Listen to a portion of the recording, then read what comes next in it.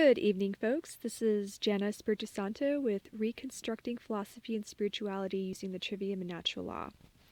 So tonight I got back from a New Age circle, and one young man was having a revelation in which he shared with us he was becoming more enlightened by the moment, by the second, and to discover that he was becoming free from truth.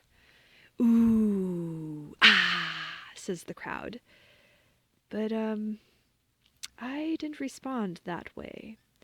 So I decided to go into a more fuller critique and analysis here. And what do we mean by free from truth? Do we mean dissociate from truth, hide, run from it, live in the lie or the falsity?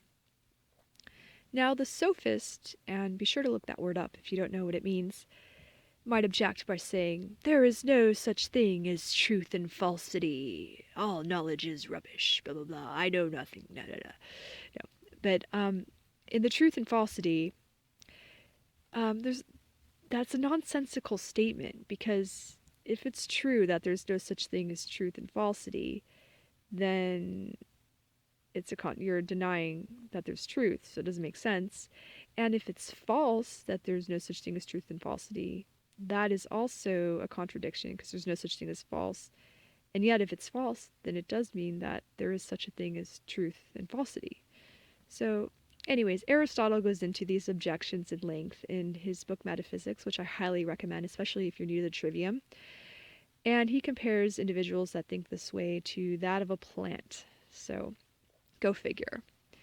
Now, the next question we want to ask ourselves is, who or what inside of us would want to become free from truth? Let's dig deeper, Who. I think I know who. I think it just might be the ego, or the lower self, that wants to become free from truth, because the truth can be seen as a constraint. Because now there's an objective reality that I'm accountable for, and I'd rather be free from responsibility and go deeper into my solipsism and think that that's spirituality. So, yes, the truth can be a direct frontal assault on the ego, as Passio has said in describing natural law. And when that tiny part of us that desires to evolve does evolve, we begin to realize that the dismantling of the ego and the shattering of it and the death of it is actually a beautiful thing. Anyone going through that right now, bravo. Let your ego die in the light of the truth. Oh, it's so much better on the other side, trust me. So here we become in tune with the truth, that the truth will set you free. And that aligning yourself to truth is what brings harmony and goodness. And the higher self seeks the truth and comes into the knowledge of the accurate relationship between truth and freedom, because truth is a prerequisite for freedom. In order to be free, we have to have knowledge, and knowledge of truth.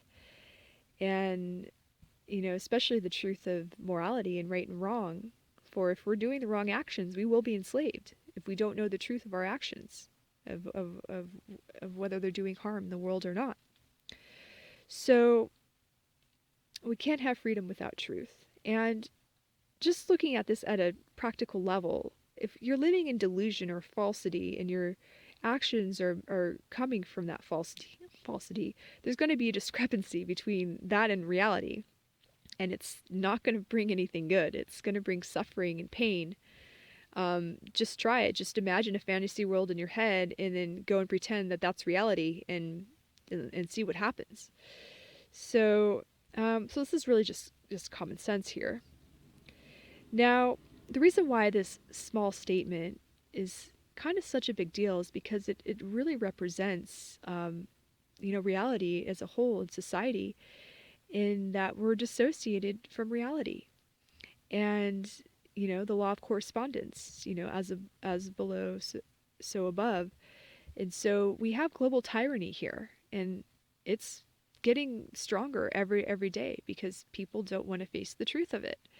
And there's wars in the Middle East, there's raping and pillaging of the environment, and uh, I mean, still billions of people are starving, and I mean, there's horrible stuff that's happening in the world. And we need to become aware of that if we want to change the world. And we need to become activated. And so the dangerous part of this is to elevate these nonsensical statements as containing some type of spiritual wisdom, which they don't. Um, that becomes dangerous because now we're giving status to such things that are harming our evolution, or contributing to a regression, as being something holy or, grand. And what we have here really is the confusion and the mental error of the two truth doctrine. And the two truth doctrine, there's the absolute and the relative. And the absolute is the unified level where, yeah, paradox, mysteries, the all, the everything, and the nothing too. I mean, it's so beyond us. We can't even describe it. So it's not even worth talking about. But we can experience it. And I think that's part of enlightenment, is being able to have that experience every day, but simultaneously with the relative.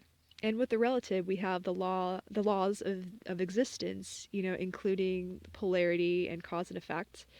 And, there's a cause and effect to our actions. Um, and with polarity, there's unity and plurality. There's the one and the many. And there's good and evil, and right and wrong, and truth and falsity. And so we need to keep our feet on the ground in the relative. Those are the laws of this relative universe. And maybe, when we evolve out of this, we'll experience all different universes with different laws. But let's keep our feet on the ground. So, anyways, yeah, I love you guys. Take care.